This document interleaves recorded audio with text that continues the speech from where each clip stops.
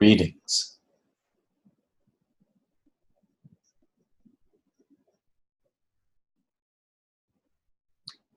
I welcome you with all my heart, all my mind, all my spirit.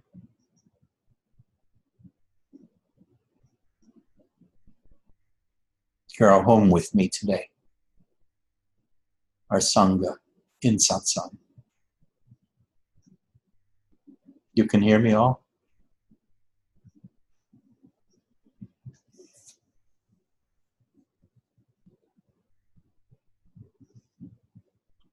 A couple of weeks ago, I was speaking to one of you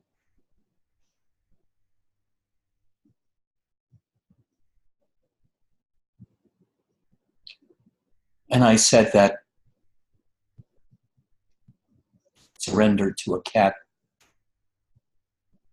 is exactly the same as surrender to a human. She disagreed.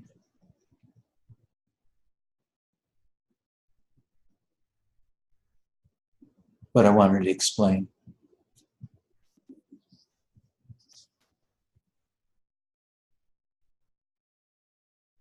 When I surrendered my life to Janet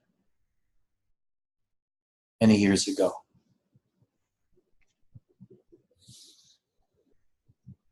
tossed my personal life away. Janet was my everything, my love, my heart, my soul, my intuition. When I gave myself away, there left an emptiness inside of me. And God rushed in, almost as if to say, you're now empty enough of yourself. There's room for me inside you. God came in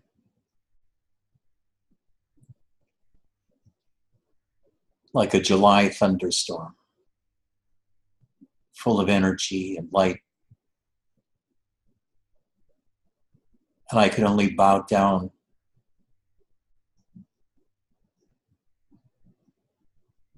in submission to such power. Power like I had never known before within me. So it could not be me. It had to be something else. And I called it God. But you know, spirituality is an amazingly complex thing. There are so many different spiritual teachers and truths.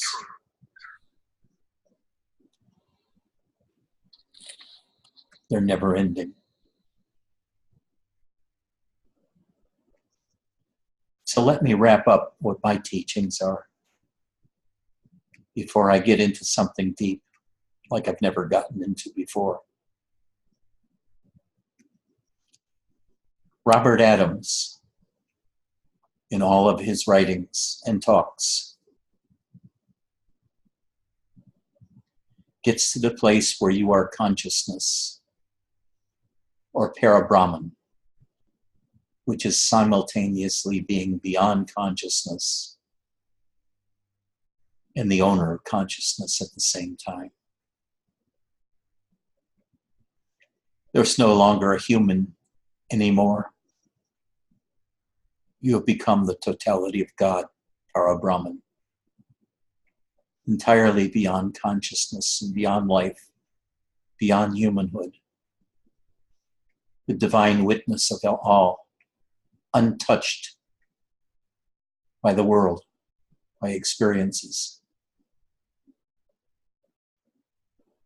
Then comes the point where you're empty enough, just sort of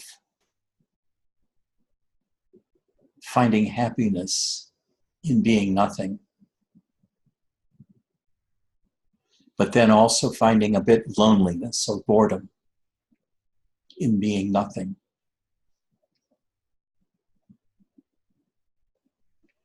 And love comes to you.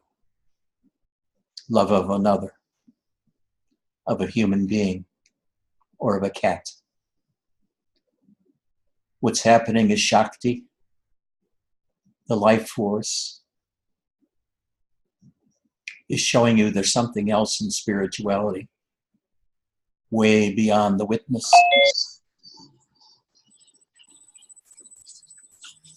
Way beyond the witness.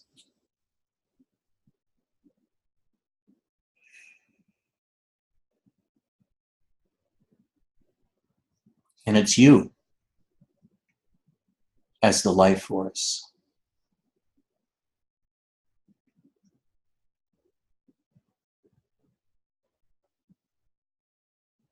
So love of this woman was so extreme in me. I just worshipped her and her energy. I could see the spirit in her. I could see and feel the love in her, which allowed me to feel and see the love in myself. And when I became love itself, and that state lasted for a couple of weeks, one day I felt wonderful when I woke up, and I felt better and better during the day. Janet was gone, taking ayahuasca in the jungles of South America, and I was alone. I felt something arising in my gut, tremendous force. And I felt happier and happier as it arose. From the lower Tandyan to the belly button area. It arose as infinite force and infinite light, and exploded upwards into my heart. And I became God. Well, I didn't really become God. I felt God explode in everything. Enormous energy, enormous love, enormous light. As Robert said of his own experience, the light of 1,000 suns. And it just kept expanding, this power and this light beyond my body into the space around me. And from that day forward, I have been in constant contact with the life force within and Shakti without. You could say Shakti is the voice of the life force. But you, as the ultimate, are beyond all of this. But you have the ability to choose to be with God and to choose to be an incarnation of God. It's like a choice that's given to you after you realize Robert's ultimate truths of being consciousness and beyond consciousness at the same time. Now you reincarnate. You come back from the emptiness and from the void, and you feel your body. You feel the energies in your body. You feel the light in your body, and you see the light in your body. That fills the emptiness where you were before. It was just emptiness. And now that emptiness is filled with light, with energy, and with bliss.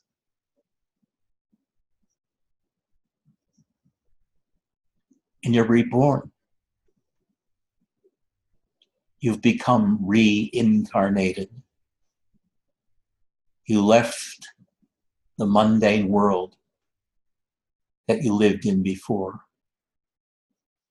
You've left the emptiness which held your attention, and you escaped humanity that way by being in the void. And now, having left mundaneness behind and been in the void for many years, love comes to you in the form of a woman, a man, a cat, a dog. And you surrender to this love. It's like surrendering to a song, the love of your life. God incarnate in another, who you feel as God, as spirit. And at some point, after worshiping her or him for a while, seeing the spirit, feeling the spirit in the other, when that other goes away, whether for a few days or a week or forever, you finally discover the spirit inside of yourself as an act of God realization. Now, I use a lot of words, but the words are just to convey a feeling, whether it's the term life force, spirit, God. Don't get confused. Just follow how you feel, how the words make you feel. Don't worry about understanding it. It's not about understanding. It's about feeling. So, when you can so deeply love another that you lose yourself in the other,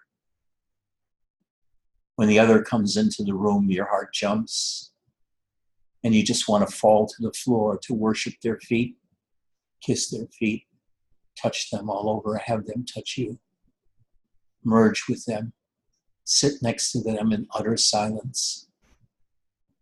When you have love that strong, that steady, that burning, you're only a half a step away from enlightenment of God realization.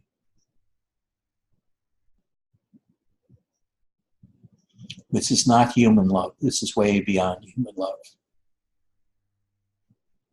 This is not being human anymore and playing around in relationships that are not divine, where you decide what to do for the day, what to do for the night, and you're like a couple of people with your wants and desires and needs to be separate.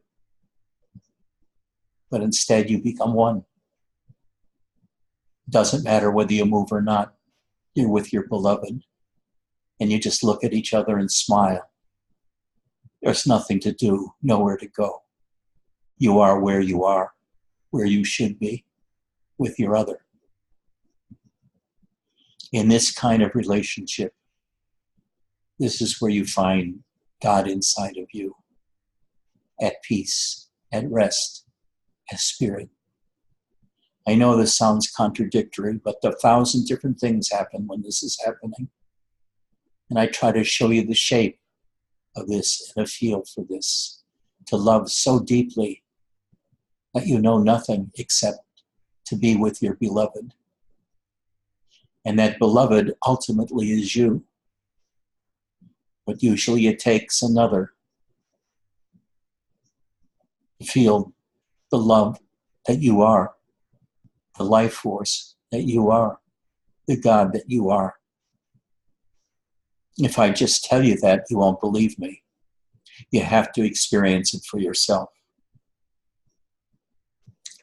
So, this woman said, surrender to a human is not the same as surrendering to a cat.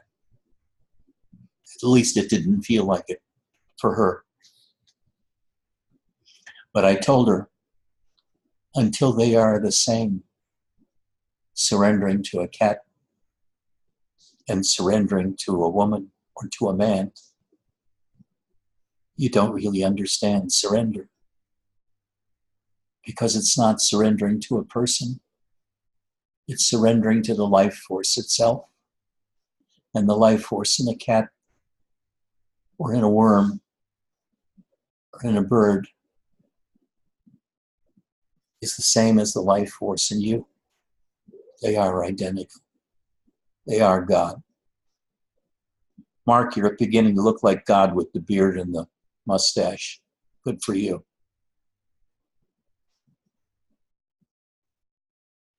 So,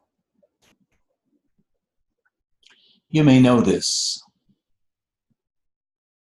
but my beloved Kali has cancer, a very aggressive form of cancer. Usually, cats that get it, it's called cholangiocarcinoma, die within 6 months. But it's already been 9 months. She began feeling symptoms or displaying symptoms in last August of being anxious and chewing her tail. It was bald. She seemed frightened. We took her to a vet. Blood tests revealed she had a kind of virus which was dormant in her. But if it ever mutates, it becomes a deadly disease that kills within a few days. I forget the name of it right now. Peritonitis, I believe it is. There are 2 forms, wet and dry. The wet is the most virulent and kills you in a few days. But her system was able to suppress this virus. So he gave her something or other to take. But it helped not. So I took her to another vet, a more advanced vet that I take for more advanced problems. And she said we must treat her anxiety. So she gave us a prescription of Prozac. And we gave her, and she hated the Prozac. But gradually she stopped chewing her tail. But blood tests revealed an elevation in her liver enzymes, the ALT. The original tests taken at the other vet also revealed it, but he didn't think it was important compared with that virus. So we took her back a few weeks later to the second vet. She took another blood test, and the liver enzymes had leaped up. It was now triple high normal. So she said, something's wrong. You should take her to have an ultrasound of her innards, which we did with Dr. Carter. Dr. Carter took additional blood tests and did an ultrasound and found a tumor growing on the liver. He thought it was benign.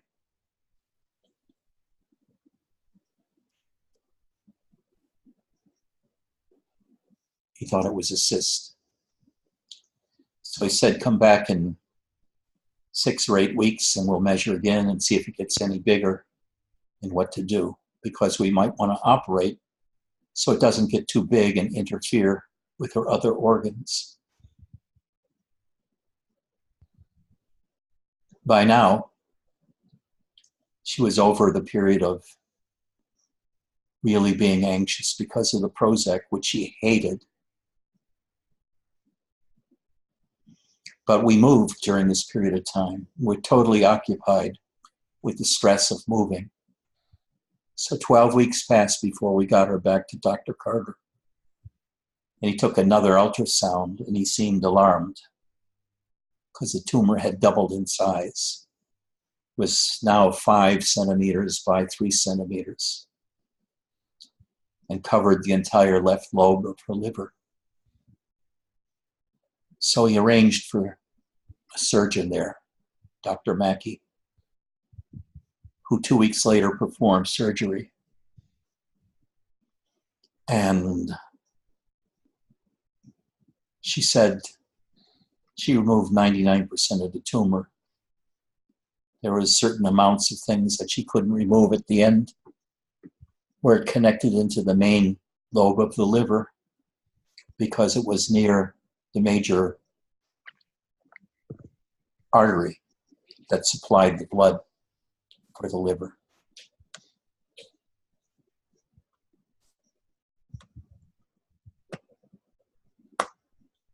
I can't mute you, James. Can you mute yourself? So, finally, the diagnosis came back. The tumor had been read. It came back as cholangiocarcinoma, an extremely rare cancer in cats.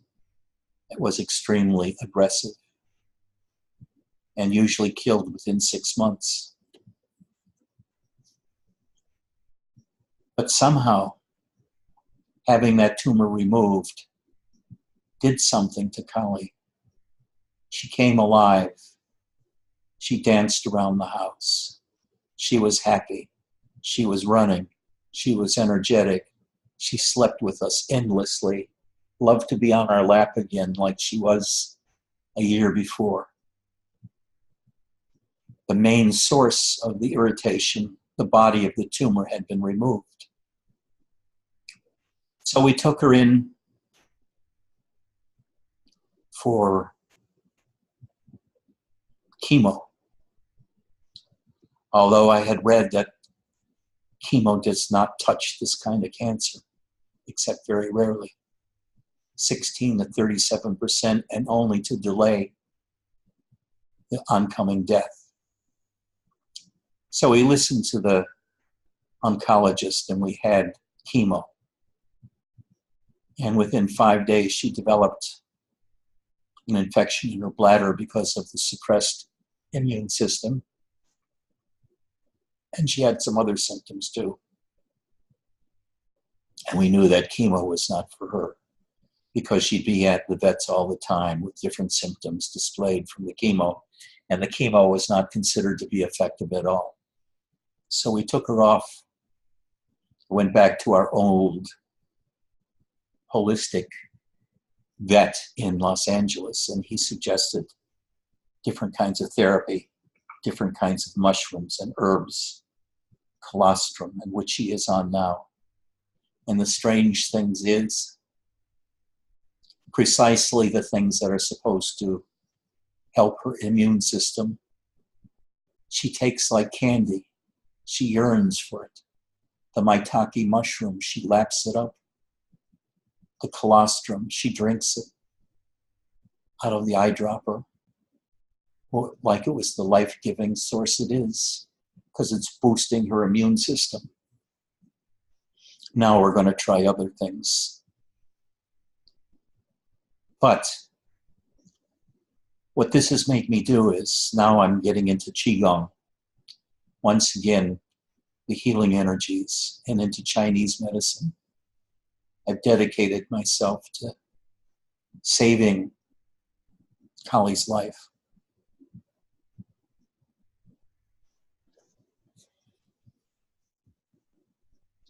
"20 years ago, I had another cat. Her name was Gopi. That's a picture of her right there.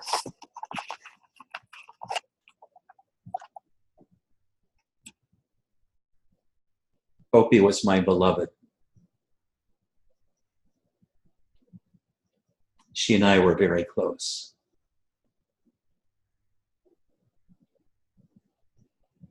If I was watching television, I'd look up and Gopi would be somewhere looking at me.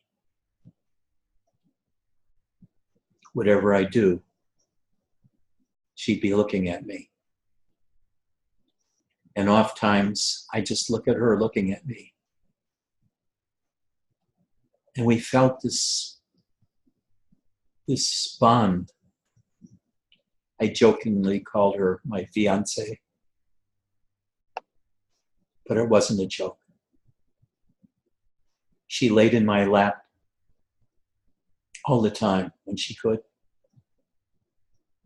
And when I started to move, she jumped up and ran away.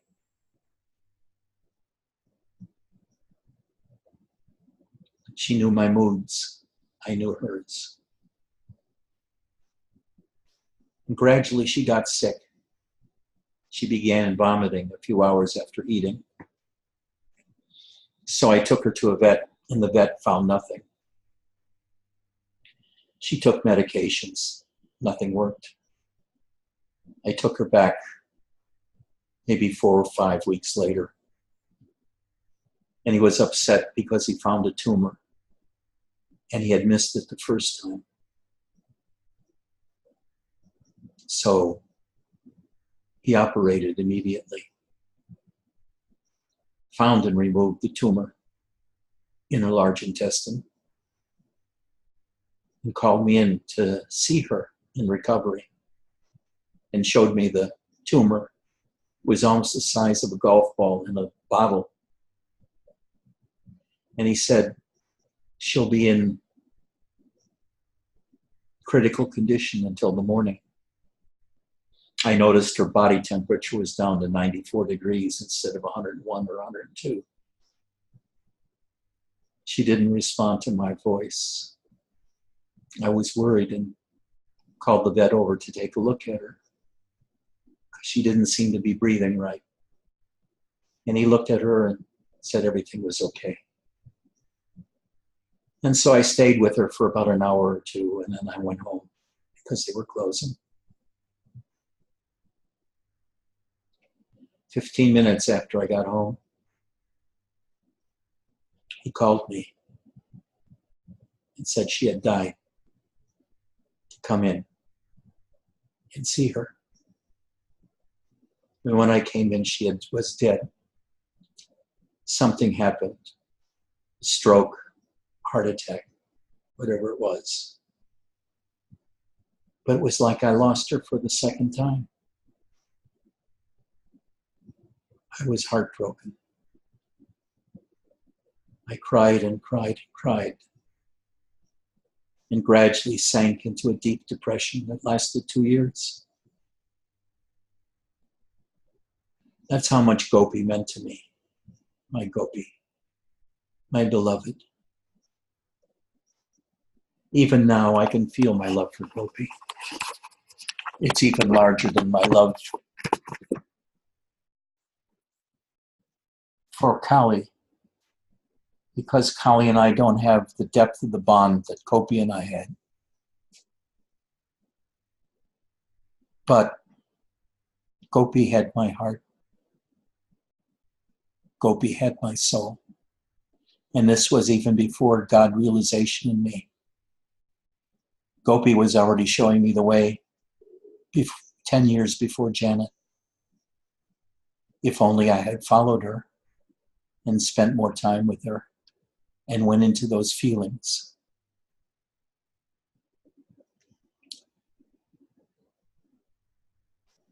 My feeling towards Gopi, when my mind is silent and I feel only my heart and my gut, is as deep as anything I felt with Janet or with Dia.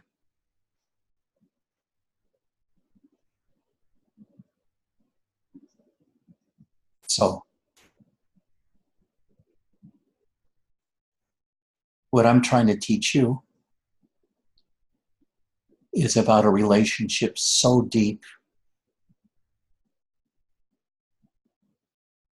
that you get deep down into the darkest corners of your own being, far beyond anything you've ever experienced, where there's only silence and the pulsation of your own life force. And above that life force level is Shakti. The Shakti that so many people here feel or want to feel more. Shakti is not as deep as the life force, but it's like the voice of the life force. When I speak to you, it's the life force speaking to you through Shakti. And Shakti is doing a number on each of you according to my voice, my tone, the words I use, the cadence. It's conveying a story of the depth of beingness. And I want you to go deep, like I am now, into my love and surrender to Gopi, and to Janet, and to Dia. And I want you all to join me there, as deep as you can go into your own life force, and feel that life force in the other.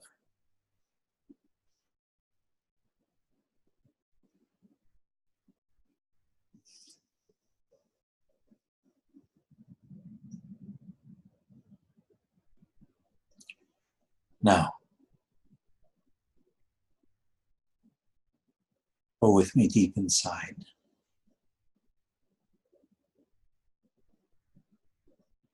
This is even deeper than love.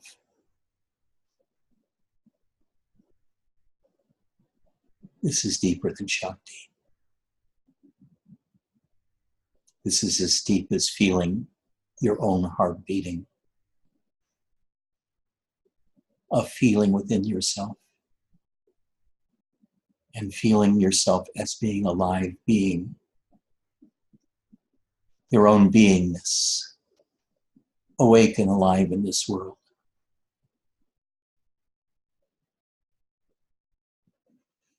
Nisargadatta talks about this beingness all the time, how you have to dwell in it,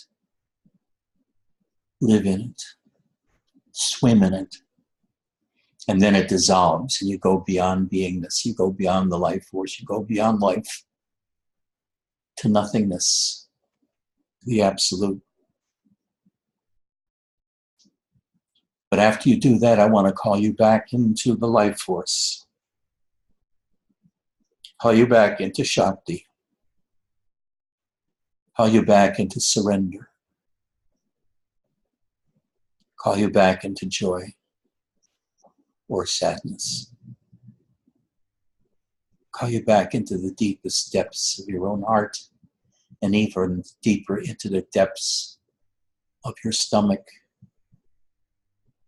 of your abdomen, where the life force accumulates.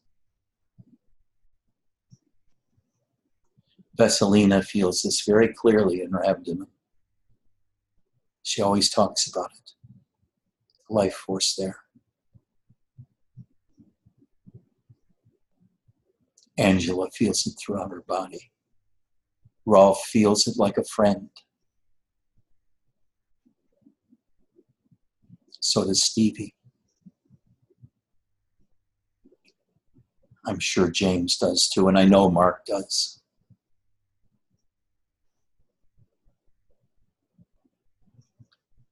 I really don't have much else to say, except the slightest insect, when you become realized, is the same as you.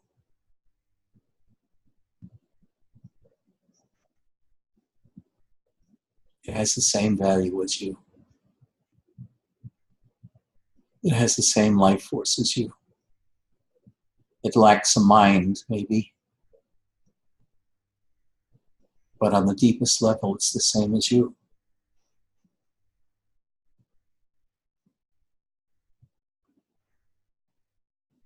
I tried to take you today, too. The deepest part of myself. The interface between God and being a human. Where you can feel the life force yourself. It's the same as that in the cat in Gopi.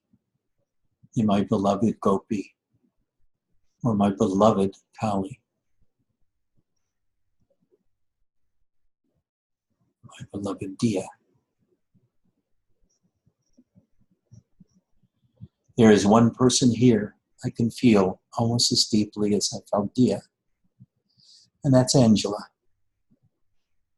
That's why I'm so glad she's back. But Angela still has a ways to go because of her mind. I know that Rolf is now swimming in the foothills of great enlightenment, as is Stevie, as is Mark, Many of you are in the foothills of great enlightenment, as is Michael T. He's getting closer. That's what Robert said about me in a satsang when I wasn't there. That Ed is now in the foothills of a great enlightenment. That's why everybody in that satsang really hated me, was jealous of me. And Robert made that even more alive, that jealousy, by having us dress alike, wearing the same t-shirt, same orange t-shirt. To build up an animosity and a jealousy towards me from the Sangha. It was the part of the way he was teaching me. He taught us all by playing with us, by playing Shakti games on us and emotional games on us. I do the same with you too, but more energetically, more apparently and above board. I tell you to your face I'm fucking with you. I tell Angela to her face I'm fucking with you, Angela. I do.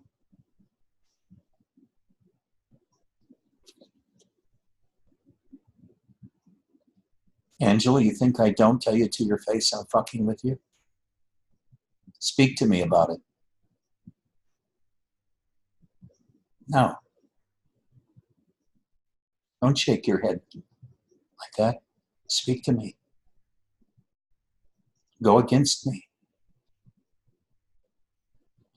Call me an asshole like you have in the past.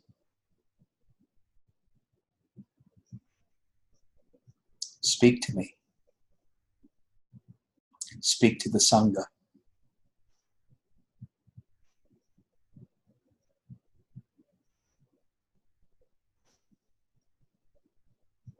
Stevie, are you glad to see her back?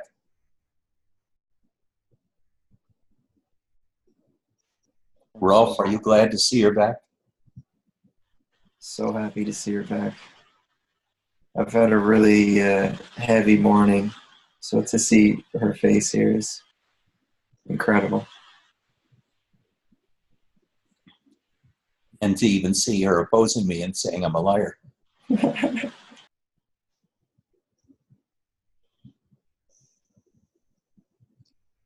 Does anybody have anything to say?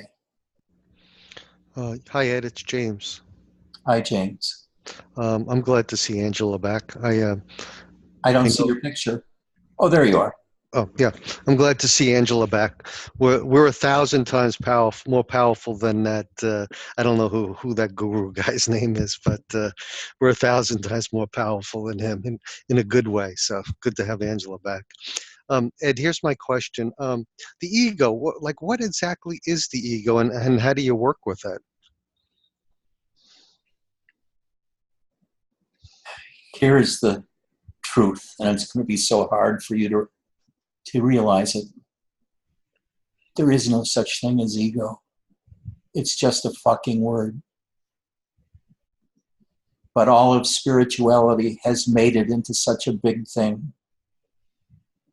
But then you get into the realm of philosophy, of what is consciousness, what is self-awareness, what is ego, what is mind, and we begin taking all of these things apart, analyzing them, seeing how they fit with each other, and we're totally out of living.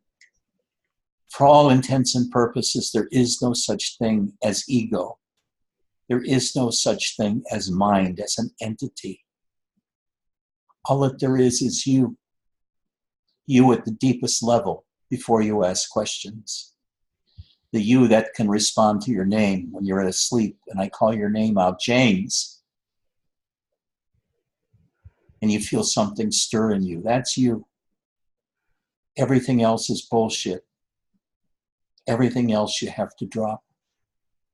One of Angela's problems is she's got a mind that never stops, that's taken in all of this poison about demons and alien energies and fear and paranoia, and it keeps pulling her away from God with her fear.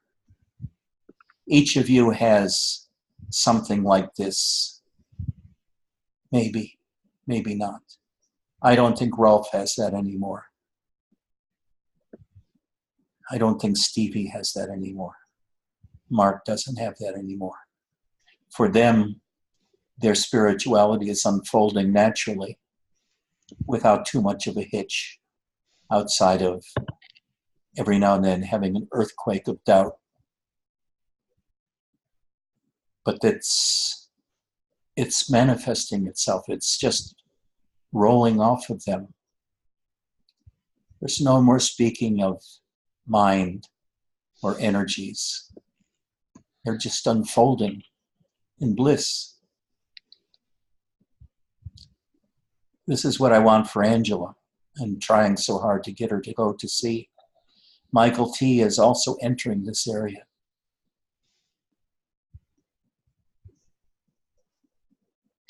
Does anybody have anything else to say?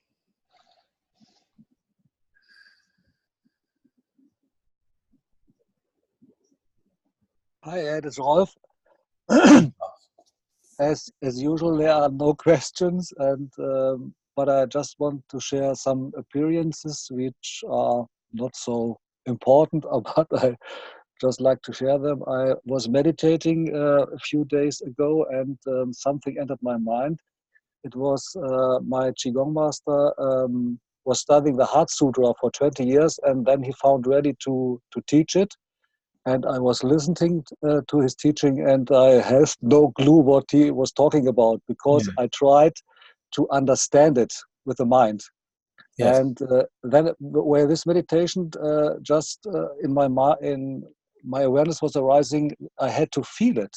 So I just put my awareness to the Heart Sutra, and there was an amount energy arising in me, and so much bliss, and so I felt the Heart Sutra, and it was amazing. I have no clue what's the content of the teaching. It was just. You have the Heart Sutra in front of you now? No, I just remembered a few words such as form is emptiness and emptiness is form, and I have no clue what's that about. And does anybody have that, or can they get it right immediately? The Heart Sutra in the short form to read it. This I spent 27 years trying to understand. And it's like nothing I would have understood before. Does anybody have it available to read? Can somebody pull it up and read it? Oh, okay, but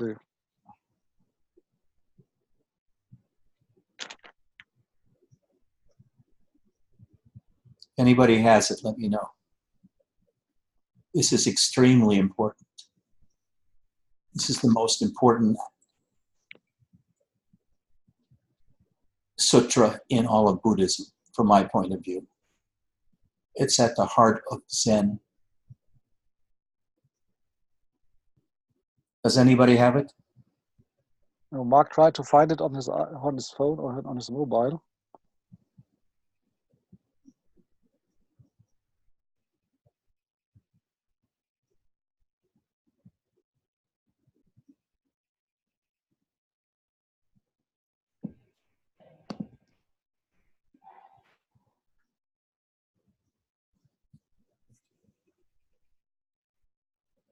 It starts off by saying, Sariputra, when practicing the deepest wisdom, perceived that all five skandhas were empty and passed beyond suffering and distress. Shariputra, form is not other than emptiness. Emptiness not other than form. Feeling, thought, and consciousness are also like this. That's all I remember. You have it yet, Rolf? No, I have only some on Wikipedia, some comments on it, but Okay, well, forget this. But basically, the whole thing about the Heart Sutra Form is emptiness, emptiness is form. Feeling, thought, and consciousness are also like this. Means that those concepts of feeling, thought, consciousness, ego, mind, touch, taste, are just concepts that we talk about. If we're talking about them, we're in the mind. We're not into the experience. So he said in true enlightenment, there is no mind. There is no thought. There is no ego.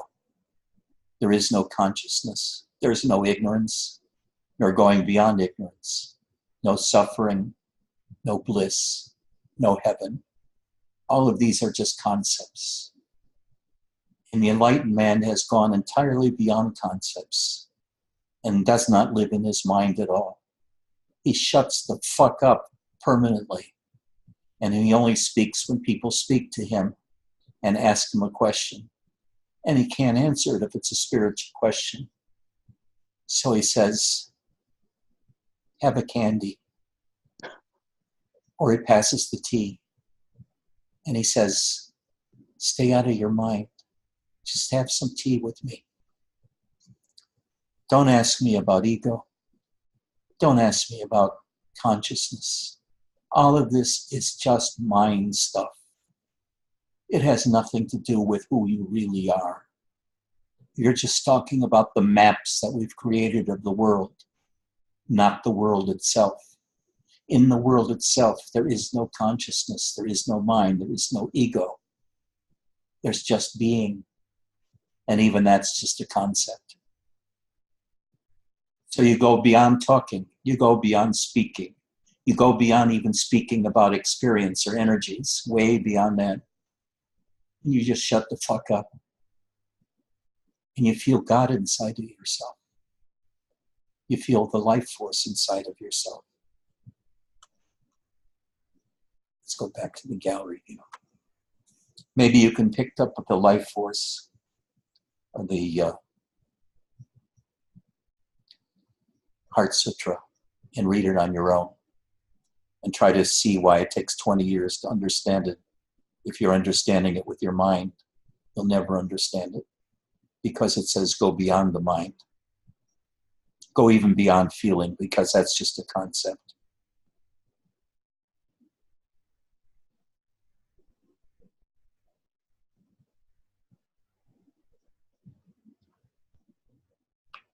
Anybody have a comment? Sanda, do you have something to say?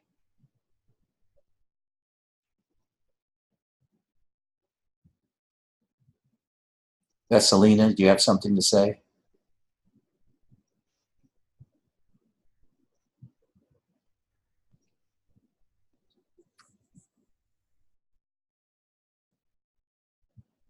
Angela, do you have something to say?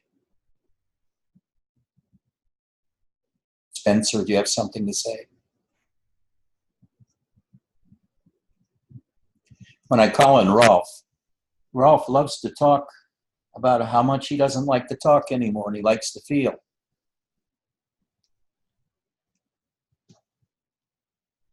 Michael T, the same way. It's all talk. Stay in the silence. Be in the real world. Beyond all thinking. Beyond all concepts. James, I have yet to get back to you about your email. But up till now, I haven't felt well enough, recovered enough to set plans for any time. I'll get back to you more about that. Sure. Whenever it's good for you, Ed. No hurry. Okay. Now, the world, as you know it, and as you are, is far more complex than any philosophy can tell you, whether it's Kashmir Shaivism, Buddhism, the Heart Sutra, any of these things. The mind cannot even begin to grasp who you are. But it's doing that all the time. It reads books to find out who you are. You do self-inquiry to find out who you are using your mind. But you are so utterly complex and yet so simple at the same time. It's the mind that makes everything complex. So if you just shut up and live, you're closer to God than in the deepest reverie reading Muktananda or Ramana.